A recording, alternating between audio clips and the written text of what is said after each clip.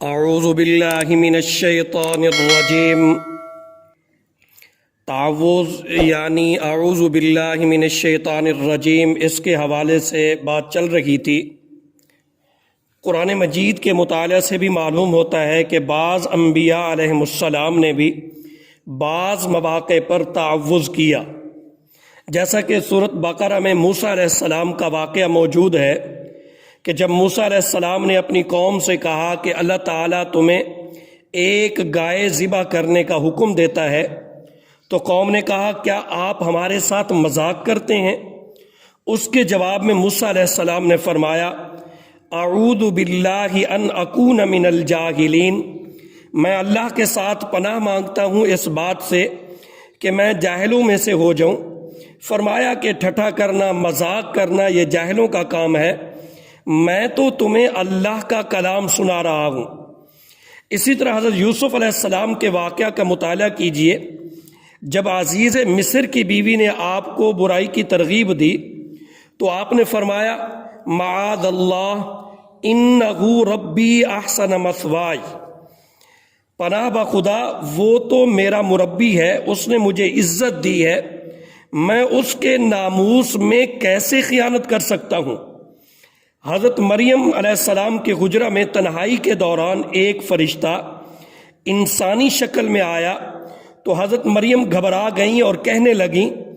اعوذ بالرحمن منک ان کنت تقیا، میں خدائے رحمان کی پناہ میں آتی ہوں تجھ سے اگر تو خدا سے ڈرنے والا ہے۔ اور اسی طرح جب مریم علیہ السلام پیدا ہوئیں تو ان کی والدہ نے ان الفاظ کے ساتھ خدا تعالیٰ سے استعاذہ کیا انی اعیذھا بک وذریتھا من الشیطان الرجیم، اے خدایا میں اس بچی اور اس کی اولاد کو شیطان مردود کے شر سے تیری پناہ میں دیتی ہوں۔ اسی طرح جب فرعون اور اس کے ساتھیوں نے موسیٰ علیہ السلام کو قتل کی دھمکی دی تو آپ نے کہا وَإِنِّي عُذْتُ بِرَبِّي وَرَبِّكُمْ أَن تَرْجُمُونَ،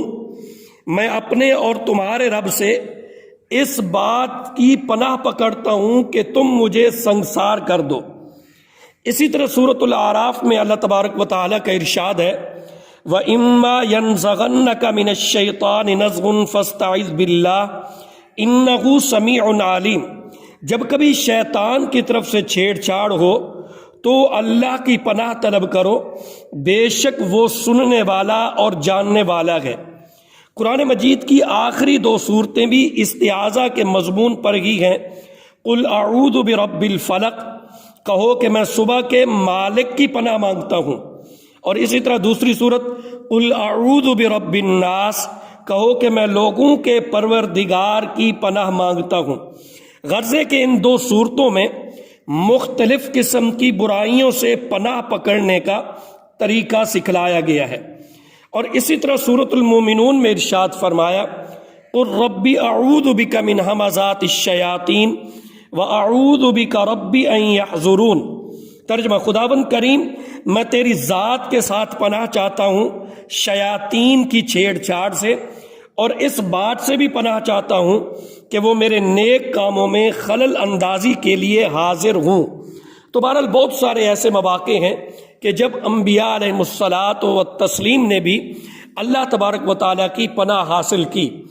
تو اس لیے میرے بھائیو دوستو بزرگوں، ہمیں بھی چاہیے کہ بہت ساری قرآن اور حدیث میں دعائیں موجود ہیں، میں چند دعاؤں کا انشاءاللہ تعالیٰ کل ذکر بھی کروں گا۔ تو ہمیں چاہیے کہ ان دعاؤں کا اہتمام کریں، اور جب بھی کسی قسم کا کوئی شیطانی وسوسہ ہو، خیالات ہوں، یا ایسا کام کرنے کو جی چاہ رہا ہو کہ جس میں شیطانی